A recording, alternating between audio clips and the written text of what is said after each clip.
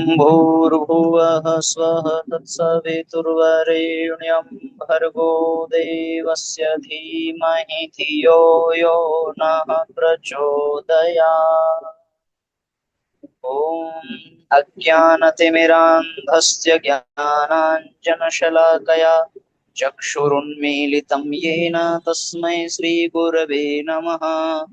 ॐ सद्गुरुचरणकमलेभ्यो नमः।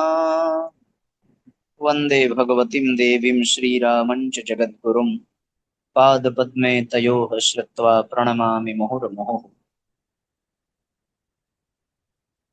परम पूज्य गुरुदेव परमंदनीय माता जी के दिव्य संरक्षण में विराजमान ऑनलाइन दैनिक स्वाध्याय के आज के सत्र में आप सभी आत्मीय परिजनों का बहुत बहुत स्वागत अभिनंदन है। साथियों, आइए आज के सत्र का हम सभी शुभारंभ करें। साथियों, आज आषाढ़ पूर्णिमा, व्यास पूर्णिमा, गुरु पूर्णिमा का पर्व है और ऐसे पावन पर्व में हम सभी यहाँ एकत्रित होकर के स्वाध्याय के लिए, गुरु के ज्ञान के लिए उपस्थित हैं।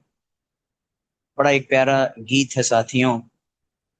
गुरु ज्ञान को सभी जन जीवन में यूं उतारे,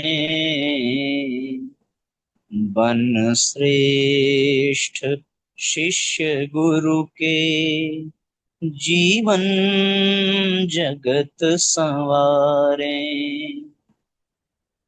गुरु के ज्ञान को अपने जीवन में उतारना और फिर अपने आप को श्रेष्ठ बनाने के लिए, अपने जीवन को संवारने के लिए प्रयत्न करना बहुत सुंदर प्रेरणा है।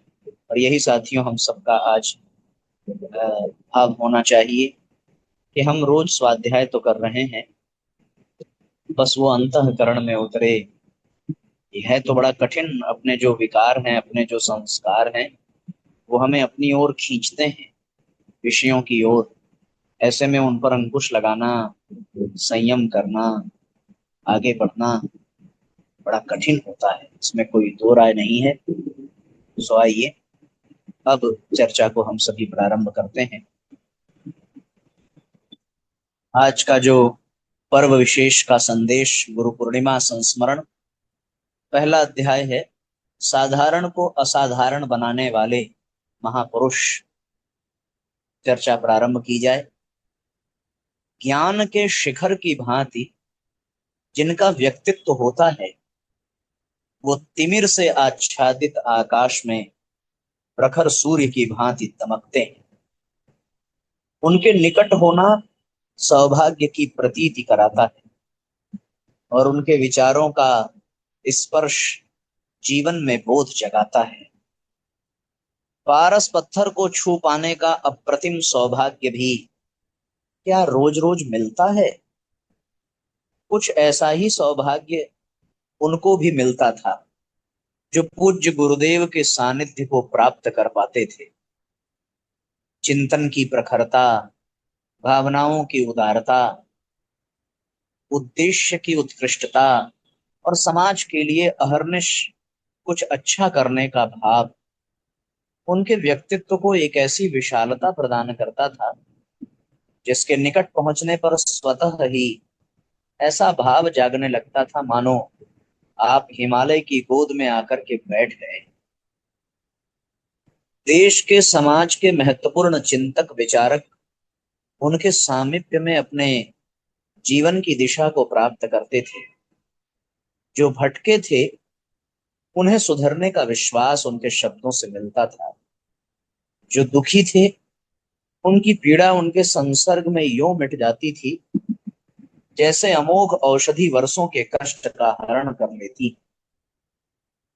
जिनके पास कुछ अच्छा करने की चाहत थी, वो उनके मार्गदर्शन में बल पाती थी। तो वहीं स्वयं को हीन समझने वाले उनके पास से आत्मविश्वास का उपहार लेकर के लौटते थे। गायत्री परिजनों के लिए तो यही अतुलनीय सौभाग्य था कि वो हमारे पथ प्रदर्शक थे गुरु थे, अपने थे, सर्वस्व थे। शांति कुंज उन दिनों अपने स्वरूप को प्राप्त कर ही रहा था। दूर दूर से कार्यकर्ता अपना सर्वस्व त्याग कर उनके बुलावे पर खींचे चले आ रहे थे। प्रबुद्ध जनमानस को उनकी यह पुकार व्यर्थ नहीं थी। महाकाल की पुकार अनेकों ऐसों को व्यथित विचलित कर रही थी, जिनका जन्म विराट उद्देश्य की प्राप्ति के लिए हुआ था। ऐसे अनेकों परिजनों का आना शांति कुंज में स्वयं को स्थापित करना 70 से 80 के दशक में हो गया था। हर जगह पर निर्माण इस गति से हो रहा था, मानो स्वयं विश्वकर्मा ही एक नगरी का निर्माण कर रहे हो। प्रातःकाल 3:30 बजे से ही शांति कुंज की आध्यात्मिक दिनचर्या ऐसी गति को प्राप्त कर लेती थी, जिसका वर्णन मात्र शब्दों से संभव नहीं हो सकेगा। हर कार्यकर्ता सुबह की किरणों के निकलते ही अपने कार्य क्षेत्र की ओर बढ़ चलता था। उनके नन्हे मुन्ने बच्चे शांति कुंज के विशाल प्रांगण में खेलते कूदते अपने को आह्लादित अनुभव करते थे। स्वाभाविक था कि इन छोटे छोटे बच्चों की ओर किसी की निगाहें नहीं थी। जहां युग निर्माण की दुंदुभी बज रही हो और युग शक्ति मां गायत्री के प्रवाह में बड़े बड़े पर्वत खींचे चले आ रहे, वहां छोटी छोटी पाषाण मणिकाओं की ओर किसकी दृष्टि जाती है। पर पूज्य गुरुदेव तो सर्वज्ञ थे, सर्वस्व थे, सबके थे, और सबके होते हुए भी सबके अपने थे। उन्होंने एक दिन सुबह सुबह उन सारे बच्चों को अपने कक्ष में बुलाया, जो शांति कुंज के जीवनदानी कार्यकर्ताओं की संतान थे। बच्चों को लगा कि पूज्य गुरुदेव संभवतः लड्डू देने बुला रहे हो, पर वो तो बंदनिया माता जी देती है ना। कुछ बड़े बच्चों ने छोटे बच्चों को समझाते हुए कहा। कारण किसी को पता नहीं था, पर पैर सबके पूज्य गुरुदेव के कक्ष की ओर स्वयं खींचे चले जा रहे थे, मानो चुंबक उन्हें खींच रहा हो। ऐसे बच्चों की संख्या 15 से 20 से ज्यादा नहीं थी। 40-50 से ज्यादा परिवार उन दिनों शांति कुंज आए भी नहीं थे, और जो आए थे उनमें से हर एक के बच्चे इतने बड़े नहीं हुए थे कि स्वतः गुरुदेव के कक्ष तक पहुंच जाएं। बाल मंडली का वो छोटा सा समूह देखते देखते गुरुदेव के सामने के फर्श पर समा गया। बिना किसी कारण के हल्ला मचाने वाले बच्चों का वो समूह तत्चित्त होकर बैठा था। पूज्य गुरुदेव के व्यक्तित्व का आकर्षण ही ऐसा था। सब शांत होकर बैठ गए और सोचने लगे कि गुरुदेव क्या कहेंगे। इसकी प्रतीक्षा करने लगे। उनको ज्यादा देर प्रतीक्षा नहीं करनी पड़ी। सभी बच्चों को संबोधित करते हुए गुरुदेव बोले, बेटा, ये कागज तुम सबके लिए है। एक कागज का पुलिंदा सभी बच्चों में बराबर पट गया। इन पर तुम लोगों को रोज एक पत्र लिखना है। क्षेत्र के लोगों को यह बताना है कि शांति कुंज किस उद्देश्य से बना है। यहाँ जो भी कार्य हो रहे हैं उनको अपनी भाषा में लोगों तक पहुंचाना है। पूज्य गुरुदेव ने यह भी तय किया कि हर पत्र के बदले 10 पैसे मिलेंगे। क्या बात है! 5 पत्र में एक बच्चे की पॉकेट मनी पूरी हो जाती थी। साथ ही गुरुदेव के ऐसा करने का उद्देश्य यह भी था कि बच्चों की भाषा प्रांजल हो, परिष्कृत हो, लिखने पढ़ने योग्य बने। वो बच्चे आज भी अपने को सौभाग्यशाली समझते हैं कि गुरुदेव के कारण ही हमारी भाषा सुरक्षित रह सकी। पूज्य गुरुदेव आगे बोले, बेटा, शांति कुंज के व्यवस्थापक तुम सब लोग हो। तुम्हें 2 काम और करने हैं। पहला, जैसे ही किसी को तुम प्रखर प्रज्ञा की ओर से प्रवेश करते देखो तो उसे पूरे शांति कुंज का दर्शन कराते हुए और ये बताते हुए कि ये क्या है और क्यों है, यहाँ ले आओ। यहाँ माने शांति कुंज प्रतीक्षालय। गुरुदेव ने ये बात बड़े गहरे अर्थ से कही थी। पहला, वो बच्चे जो यूं ही उधम मचाते घूमते थे, अब उनके मचलते कदमों को दिशा एवं उद्देश्य मिल गया था।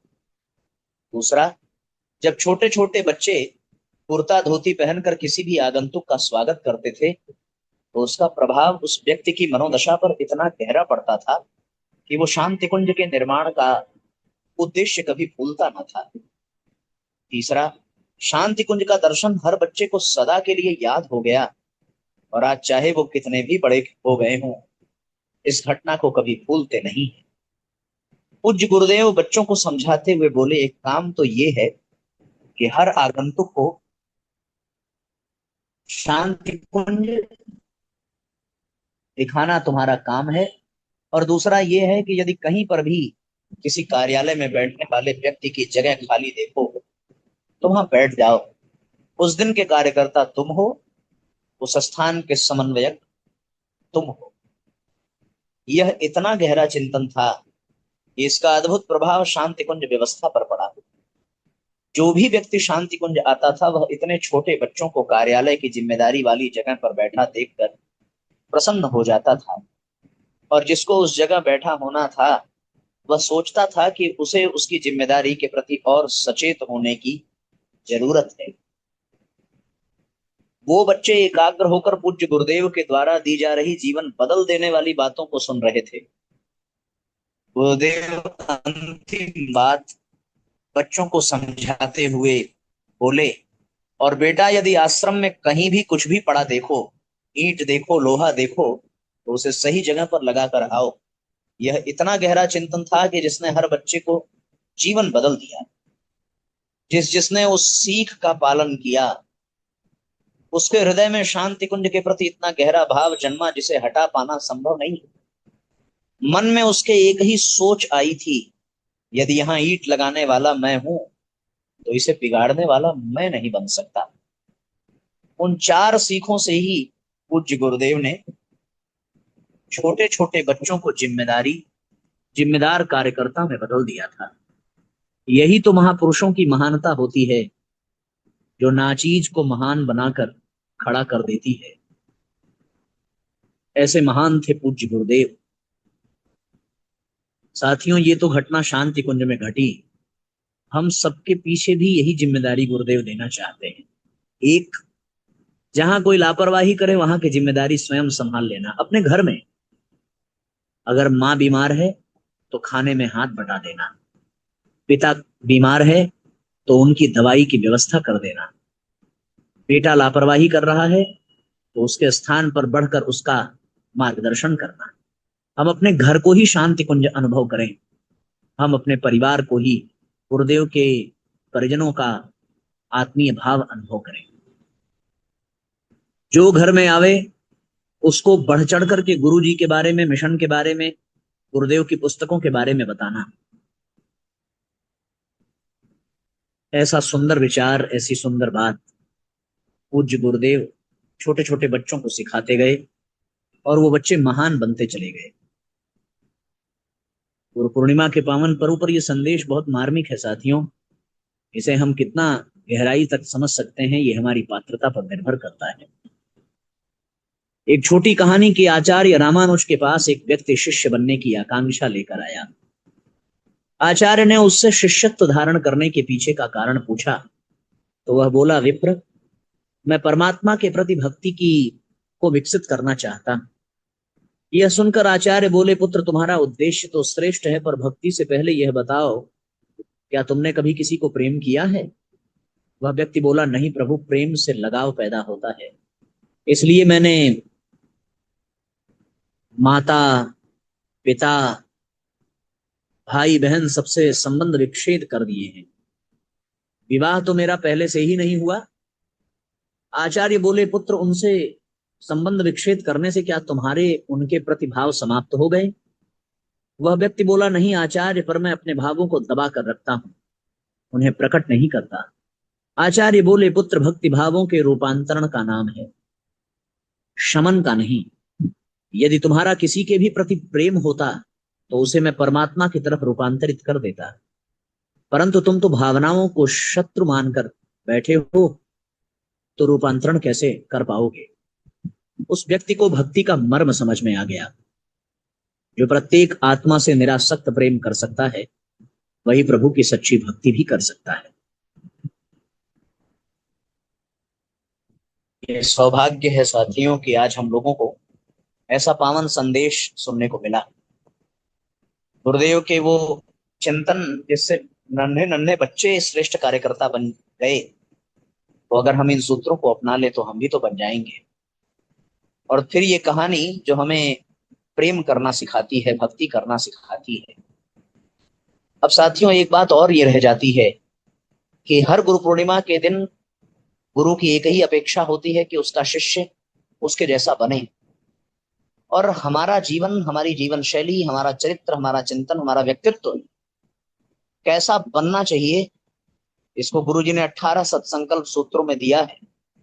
हम आपसे एक प्रार्थना करेंगे, आज गुरु पूर्णिमा के पावन पर्व पर एक दृढ़ संकल्प कर लेने की आवश्यकता है, और वो ये है कि हमें प्रतिदिन 18 सत्संकल्प सूत्र पढ़ना है। न केवल पढ़ना है बल्कि रोज एक व्यक्ति को सुनाना है।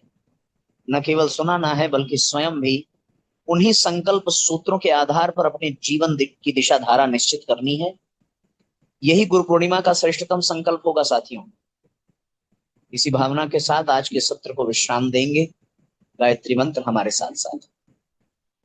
ओम भूर्भुवः स्वः तत्सवितुर्वरेण्यं भर्गो देवस्य धीमहि धियो यो नः प्रचोदयात्। सभी आत्मीय बंधुओं को बहुत बहुत प्रणाम। सबका मंगल हो साथियों। आज के लिए इतना ही। जय राम जी की शुभ रात्रि।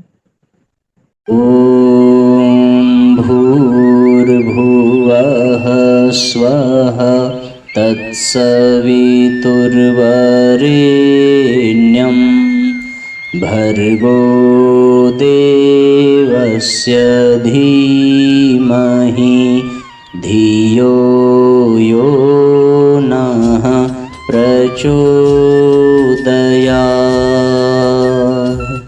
हम ईश्वर को सर्वव्यापी न्यायकारी मानकर उसके अनुशासन को अपने जीवन में उतारेंगे। शरीर को भगवान का मंदिर समझकर आत्मसंयम और नियमितता द्वारा आरोग्य की रक्षा करेंगे। मन को कुविचारों और दुर्भावनाओं से बचाए रखने के लिए स्वाध्याय एवं सत्संग की व्यवस्था रखे रहेंगे।